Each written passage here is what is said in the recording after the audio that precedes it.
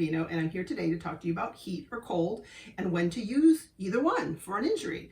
Heat and cold are an inexpensive way to self-treat at home to help just common problems that happen and occur throughout your daily life. So sadly to tell you, neither one of them is a miracle cure for anything, but they can help significantly if used in the right instance. So basically, a rule of thumb to remember is ice is for a fresh injury, a direct trauma, and heat is for stiff, achy muscles or a chronic pain condition. Ice, of course, for the fresh injuries helps calm down the damaged superficial tissue. You've all heard the acronym ICE, I-C-E, ice compression elevation, when you have an injury like an ankle sprain or something like that. If the tissues are red, hot, swollen, or say it's post-surgery, or just any type of direct trauma injury, you want to use ice for that. Ice is going to decrease the blood flow to that area because with the inflammatory response, it's just very painful. You get the flooding of that blood and everything to try and heal it. Ice is going to help constrict those blood vessels, decrease a bleed if you've had a bleed due to a tear in the tissue, and it's also going to help decrease swelling, which that pressure from the swelling, once it builds up in there, can definitely cause increased pain. And so you're going to gain normal movement faster using ice after a fresh injury. So if we decrease that swelling and decrease those inflammatory products going to that area, you're going to be able to move a little bit more normal, and that natural muscle pump action is going to help promote healing a little bit faster. Okay, so that's for fresh injuries.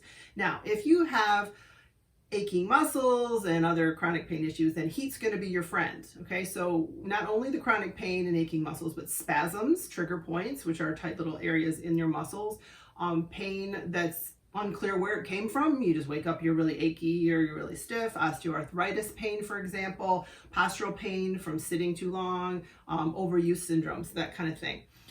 Heat's going to do the exact opposite of ice. It's going to increase the blood flow to those areas, which is ultimately going to decrease the resting tone of those muscles so that those muscle fibers can lengthen and decrease that stiffness. It's going to help it's actually been shown to penetrate into the tissues a couple centimeters, which can actually help change the biochemistry in those cells and those tissues and speed up healing. Heat is reassuring, and reassuring is analgesic. Okay, so what do I mean by that? Heat and warmth is registered in the brain as a comfort zone. Okay, we never do a meditation and say, imagine yourself laying in Alaska on the snow and take a nice deep breath and relax. No, we always say lay on the warm beach on the sand, you can feel the warm breeze. Those two things, the mind and the body, are connected. And so if we can create this change in the thought process, we can also change your pain response and stuff. So think of this mind-body connection when you think of heat or warmth. The brain interprets warmth as safety, and you can trigger that reflex.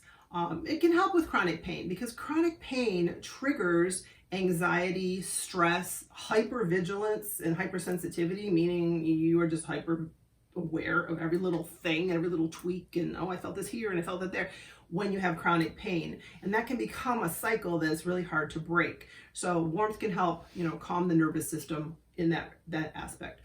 All right, so when should we use ice and what should we not use ice for? When should we not use heat? What should we use it for? There's a lot of different things. A few things I mentioned.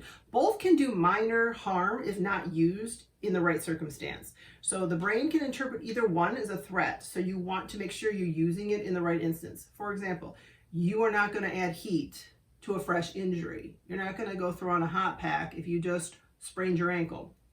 It's going to increase swelling, it's going to increase blood flow to the area, and your ankle's going to blow up nice and big, and we don't want that. All right, and that's going to not be, your friend when it comes to healing.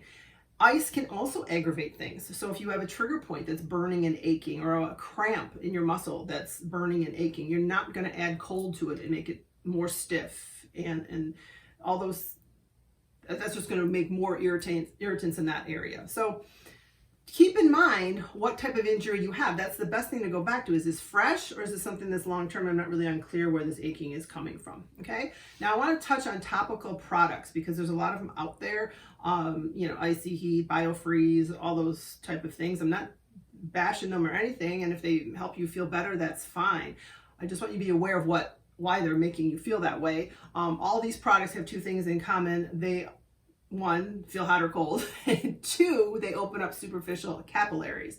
All right, now all contain a chemical irritant that give you a mild chemical burn, basically. So think of capsaicin as a common ingredient in a lot of these products, and the capsaicin is the same chemical that's in peppers that makes your tongue burn when you have a hot pepper or have chili. Same thing's happening on your skin.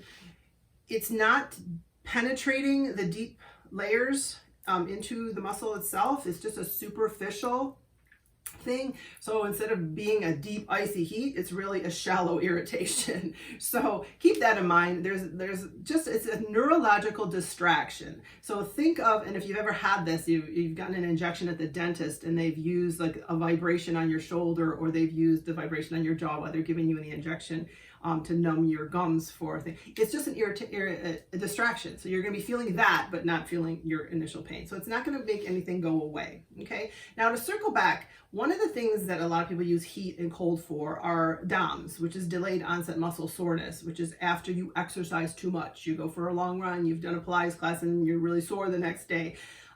Sadly, research has shown that there's really no effective way and no effective treatment to get rid of DOMS except time. Okay, heat's going to take the edge off. So soaking in the hot tub or taking a hot shower, yes, it feels good, but you know, it's always there, right? It doesn't make it go away. Okay, so I'm not going to talk about over-the-counter, medications or anything like that for pain today. It's just talking about heat and cold. But just know that the heat's just going to be temporary if you're using it for delayed onset muscle soreness. Okay, now treatment time. So for heat, we want to keep around 20 minutes of time, because remember I told you if you use anything for, in the wrong instance or for too long, it can cause actually more damage than good.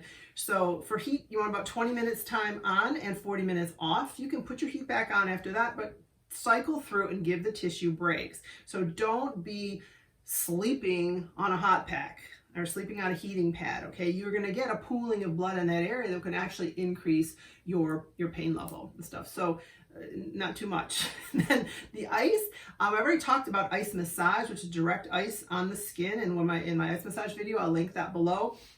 But if you're using a gel pack with a wet towel over your skin, that's going to take about 20 minutes to get to numbness.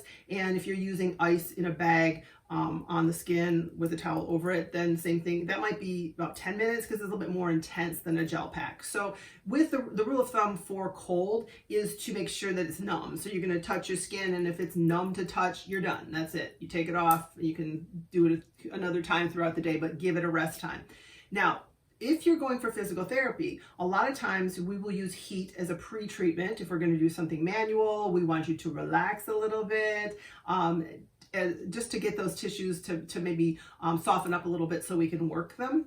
And then we will use ice after the treatment, and especially if there's, say it was a total knee replacement or a ligament injury or something, and we're working with healing and having you work into range of motions that you haven't worked into or strengthening, sometimes that can cause a little irritation. So we'll use ice post treatment to help combat any type of treatment inflammation that you may get, or we'll tell you go home and use ice, for 20 minutes after your therapy. That's a good rule of thumb if you are healing and you are working out at home on your off days of physical therapy, is maybe you want to use some heat to warm up and then use your ice afterwards. Okay, so I hope that was helpful. Sometimes people too, with these things, as far as ice and heat and cold, you like heat better, you like ice better, you can try them. Just make sure that you're not putting the heat on the inflammation and the ice on the spasm. Okay, so you just want to make sure that you're using it in the right way. So I hope you like this video. If you have any questions, please put them in the comments box below. Give me a thumbs up, maybe subscribe. I'd love to have you here. And if you're interested in doing any classes with me, I put my link in the description box below every week to show you the classes that I'm teaching. And I'd love to meet you and talk to you about your issues if you have any. Thanks for joining me today, and hope you have a great day. Bye.